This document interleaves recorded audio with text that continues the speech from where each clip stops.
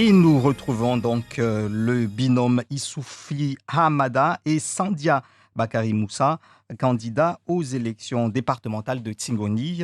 Issoufi Hamada, bonjour, vous êtes avec nous par téléphone. Bonjour. Qu'est-ce qui a motivé la constitution de ce binôme donc avec Sandia Bakari Moussa? Bonjour à vous.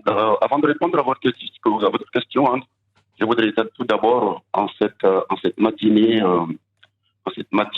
où tout est percuté au niveau de Mayotte, partager tout d'abord mon sentiment de compassion par rapport à la population de Mayotte, et en particulier à la population de Tingoni, et leur dire que justement notre engagement, Bakari Moussa Sandia et moi-même, est de trouver des solutions, bien entendu, pour essayer de ramener le calme et la sérénité dans ce territoire. Alors, vous étiez, vous, déjà conseiller général il y a quelques années. Qu'est-ce qui changerait, qu'est-ce qui fera que vous serez meilleur conseiller départemental pour ces prochains mandats? Je pense que vous l'avez bien dit, j'ai été candidat, j'ai été élu en 2009, en 2008 jusqu'en 2015. Je crois que j'ai fait mes preuves au niveau du conseil départemental. En tout cas,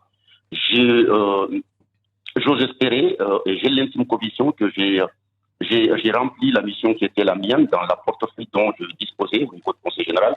J'étais quatrième vice-président chargé de l'aménagement du territoire, du foncier et des infrastructures. Par là, je pense que la population pourra en témoigner mon engagement et ma détermination quant à la problématique quotidienne de Maoré que j'ai essayé de résoudre tant bien que mal. Alors, vous dites avoir mené à l'époque bien votre mission. L'aménagement du territoire et le foncier posent toujours problème aujourd'hui pour la mise en place de grands chantiers, de grandes infrastructures. Certains, justement, regrettent que cette problématique demeure. Que répondez-vous à cela? Et surtout, si vous revenez, qu'allez-vous faire? Je déplore tout simplement que dans notre territoire, en fait, il n'y a pas cette notion de continuité. Si en 2015, en partant, les collègues qui sont venus avaient essayé de suivre ce qu'on avait entamé, on ne serait pas dans cette problématique. Nous avions vraiment avancé dans le fossé. Je vais vous dire, quand je suis arrivé, quand j'ai pris la présidence de la commission de patrimoine et foncier de la collectivité, nous avons fait le compte. La régulation foncière au niveau de Mayotte a commencé en 1996. De 1996 à 2011, il y avait tout simplement 1900 actes qui ont été délivrés. J'aurais pris la commission. De 2011 à 2015, j'ai délivré 5000 actes. C'est pour te dire l'ampleur du travail que j'avais mis au Conseil général pour accélérer les choses. Alors, en partant, si ceux qui nous ont remplacés avaient pris justement le relais en essayant comment dirais-je, en essayant de faire le travail comme il fallait le faire, on n'en serait pas là aujourd'hui. Allez demander les hauts services au Conseil général combien d'actes ils ont délivrés depuis 2015 jusqu'à aujourd'hui. Tout ce que j'avais mis en place a été saboté et on est reparti à zéro. Exemple, dans ma circonscription de Tingoni, le village de Kombani, Mirereni, Mawale, était un petit peu de 80 et donc toute la population qui habitait là était censée être dans un terrain qui ne leur appartenait pas. Je me suis battu, on a pris une délibération de régularisation gratuite des gens qui occupent depuis plus de 30 ans. J'ai dépêché quelqu'un du conseil général qu'ils avaient mis à disposition au service technique à la mairie de Tingoni pour uniquement recevoir les dossiers des gens et régulariser.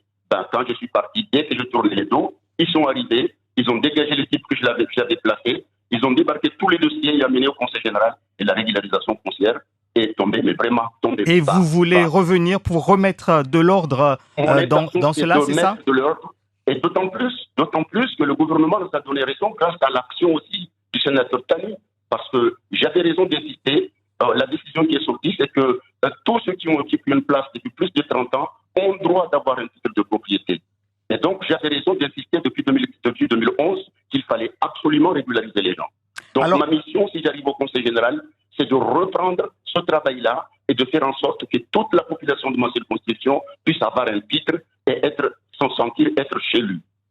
En introduction, tout à l'heure, vous avez parlé des événements qui touchent votre canton, les villages de Mirereni et Kombani en particulier.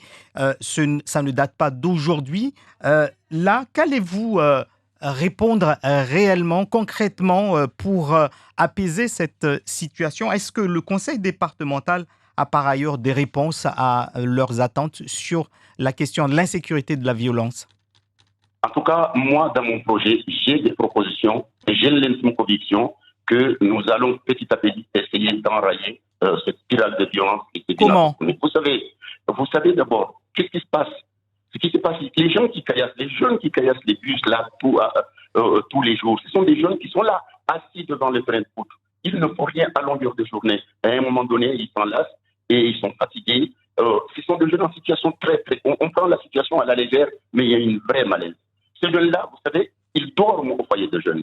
Ils n'ont pas d'endroit pour dormir, ils n'ont pas d'endroit pour se laver, ils n'ont pas d'endroit pour manger. Et c'est compréhensible. Je ne dis pas que c'est normal, mais c'est compréhensible. À un moment donné, ils deviennent des lions, ils essaient de dévorer les gens. Moi, j'ai un projet que je demande à la municipalité, que je demande à la préfecture, que je demande à tous les partenaires de suivre ce projet-là pour essayer de donner une lueur d'espoir à la vie. Quel est ce projet? Alors, mon projet, déjà, au niveau du département, il y a deux choses. Au niveau du département, il faut que le département joue son rôle, mais vraiment son rôle social comme il le faut. Alors, dans un premier temps, il faut qu'au niveau du département, nous commençons à prendre nos responsabilités. On dira ceci, on a fait cela, mais le temps de bricolage est passé. Il faut qu'on passe aux choses sérieuses. Je sais qu'il y a toujours des gens qui sont à gauche à droite qui nous disent que écoutez, il ne faut pas transposer tout ce que vous voyez à métropole, essayez de venir le faire à Mayotte. Moi, je crois que ce discours-là ne tient plus debout aujourd'hui. Parce que toutes les formes de criminalité que l'on peut voir en Europe, ils sont transposés aujourd'hui à Mayotte. Alors, pourquoi pas ne pas transposer les dispositifs, les solutions qui vont faire en sorte qu'on sort de cette situation. Moi, je pensais dans un premier temps, et ça, c'est une mission purement départementale, c'est la construction d'abord d'un foyer de l'enfance. Ça, c'est vraiment primordial. C'est un établissement à caractère médico-social qui va spécialiser, qui va tout simplement prendre en charge les jeunes mineurs en difficulté. Ça, c'est en premier temps. Une fois que c'est fait, il faut absolument qu'il y ait un autre dispositif qui relaie ça et qui est ce qu'on appelle le foyer de jeunes travailleurs. Ça, c'est un établissement qui va servir de relais pour prendre les jeunes qui ont déjà 16 ans. C'est un dispositif, le dispositif, au fait, il va accueillir des jeunes qui ont 16 ans, qui sont en voie d'insertion professionnelle. Et ceux-là seront admis dans le foyer des jeunes travailleurs.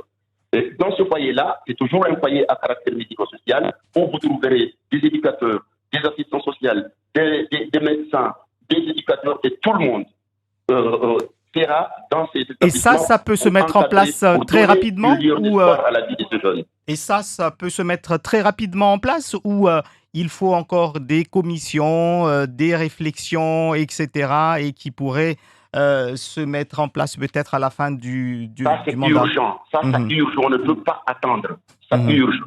Le foyer de jeunes travailleurs, c'est un dispositif étatique, au fait, qui relève de la compétence de l'État.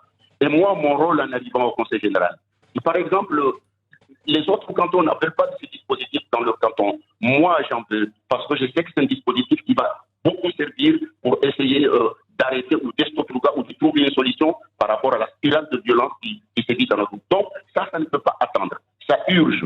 Et je lance un message là, monsieur le préfet, que si je suis élu le 20 et le 27 juin prochain, il doit se préparer, car il m'aidera au moins 3 fois par jour dans son bureau jusqu'à ce qu'il accède à ma demande de construire, de bâtir cet outil dans ma circonscription qui est nécessaire vraiment pour aider cette jeunesse à avoir une lueur d'espoir dans leur vie. Que faut-il d'autre à transposer, parce que c'est ce que vous essayez de nous faire comprendre, sur les dispositifs qui existent déjà dans les autres départements et qui pourraient faire sortir Mayotte de ces difficultés au niveau sécurité?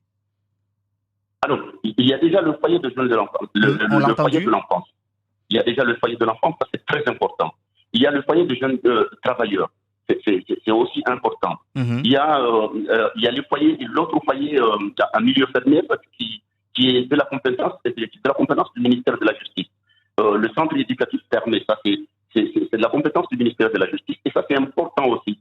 Parce que là où nous en sommes aujourd'hui, Le tribunal est débordé. Nous avons beaucoup de jeunes qui sont en difficulté, qui ont déjà passé à l'acte, qui ont besoin d'être pris en charge dans une structure. Au lieu de les envoyer à Magitaro, la structure pourrait servir pour que ces jeunes-là soient enfermés, mais pas enfermés pour être enfermés, mais avec des dispositifs qui le préparent à reprendre le chemin social. Ce qui est en place en ce moment a échoué, alors, selon vous? Tout ce qui est en place en ce moment a échoué, selon vous? Ce qui est en place actuellement. Oui, avec les associations comme Tama, etc. Mais il n'y a rien de pérenne. D'accord. Je ne vais pas cracher là-dessus. Ce sont des dispositifs qui aident. Mais c'est quoi l'après? C'est quoi l'après Tama? Ces jeunes-là ne vont pas rester éternellement à Tama. Ils ne vont pas à Amnésie. Ils ne vont pas rester éternellement dans les familles d'accueil. À un moment donné, il faut qu'ils quittent les familles d'accueil. À l'âge de 18 ans, ils ne peuvent pas rester là. Mais qu'est-ce qu'ils vont devenir après? Les familles d'accueil, ça leur sert tout simplement d'abri. Mais à 18 ans, ils doivent sortir. Ils vont où? Ce sont les jeunes qu'on retrouve là, aujourd'hui, sur la route, en train de nous tuer. Ils étaient en famille d'accueil, 18 ans, ils sont obligés de partir. Ils n'ont pas d'endroit où aller. D'où la nécessité et l'intérêt du foyer des jeunes travailleurs. Merci à vous, Issoufi Ahamada, d'avoir été l'invité de Zakoli. Je rappelle donc que vous êtes